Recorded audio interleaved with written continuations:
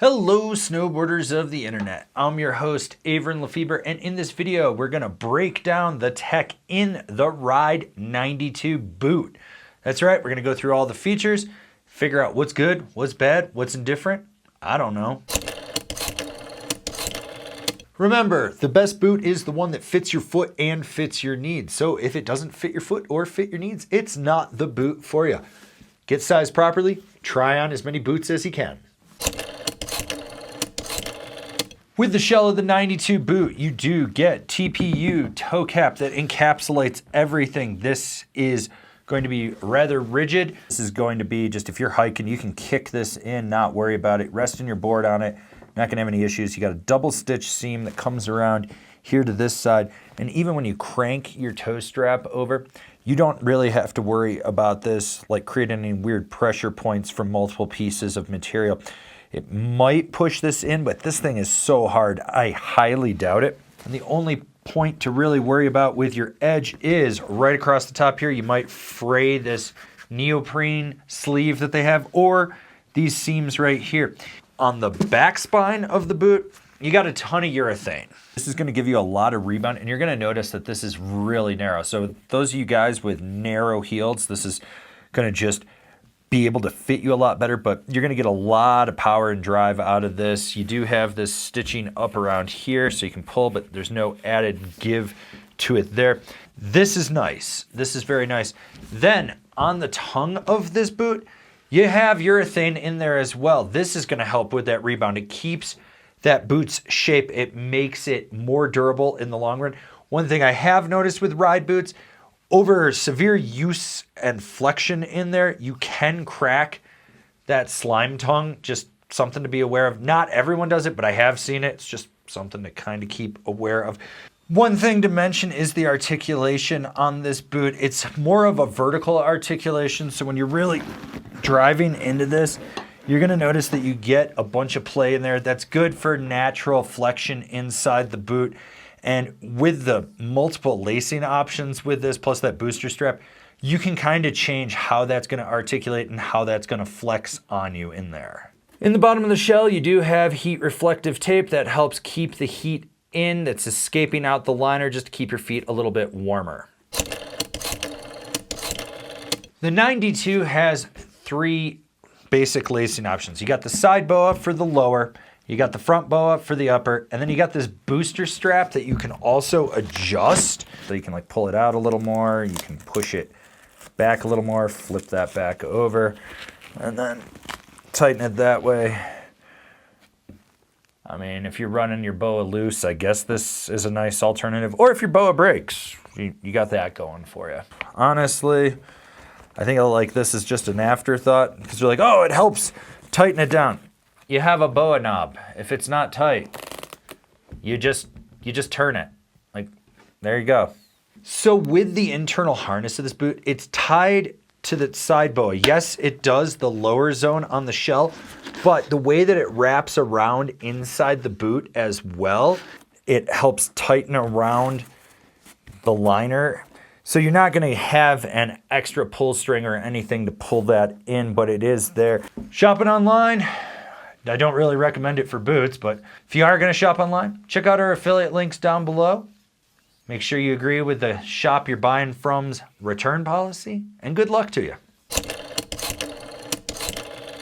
On the sole of the boot, you do get that Michelin rubber tread. This is actually the same rubber that Michelin tires uses, so it's gonna grip a little bit better in colder terrain and whatnot. You got a nice tread on there. This is a firmer sole in there as well, so that's gonna help dampen any impacts and whatnot in there.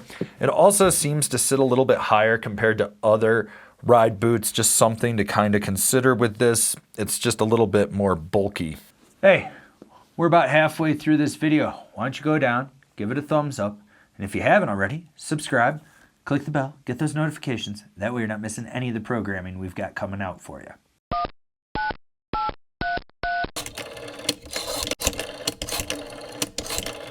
The liner on the 92 is Ride's mobile core liner. This is a burrito wrap liner. What this means is rather than having the tongue down the front that you can just pull down and get in, it goes from the side, it wraps around your shin and whatnot. So those of you with like thinner calves and stuff, thinner shins, this is always a good one as it does suck up more volume. You can see that. You also have those cord ankle pockets, so your ankle bone will stick out. You have external J-bars, and you want to make sure that that matches up with the footbed so that that ankle is sitting right in there, because then that's going to give it more of a better fit.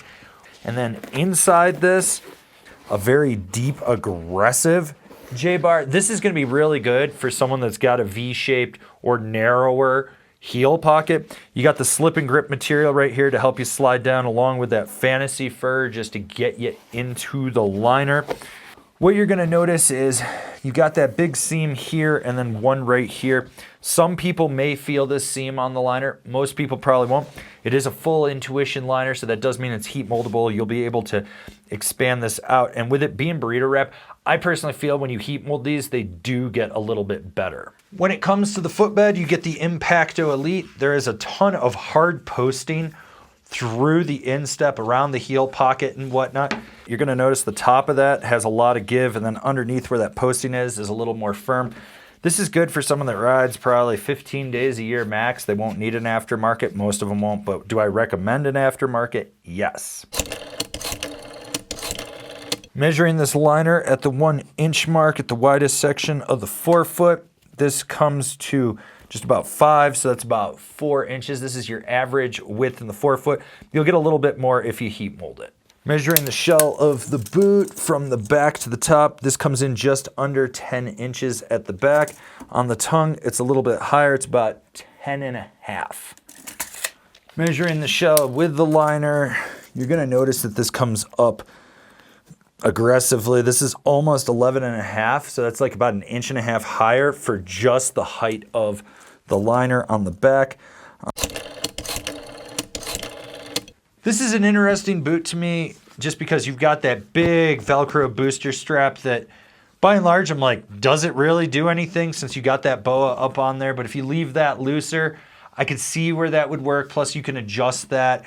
It does seem to be more like for a boot for hiking just because it's got that cover on there and whatnot. Like I've said before, this is narrower in the heel. I think Ride makes some really good boots. I think K2 makes some really good boots. I think they've been just kind of leading the way with just what the industry's been working on, and it's cool to see what they're doing. I think if you got a narrow heel, average to slightly wider, not crazy wide forefoot, and you want something that's going to have a unique flex pattern to it, this might be the boot for you. But remember, the best boot is the one that fits your foot and fits your needs, so go try on some stuff.